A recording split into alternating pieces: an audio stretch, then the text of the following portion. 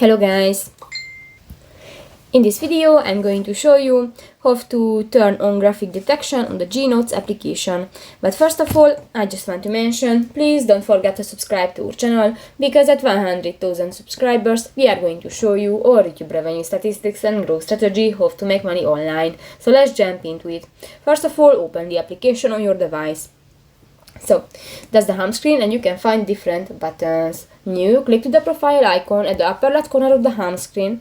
Click to the second button, the settings, and in the function settings section you can find the graphic detection. Actually I use this function, but if you want to turn off, click to the next yellow icon, and if it will be turned gray, this function will be disabled. If you want to turn on, click that again, and that's it. So simple. So that's pretty much it for this video, guys. See you in the next one. Bye bye.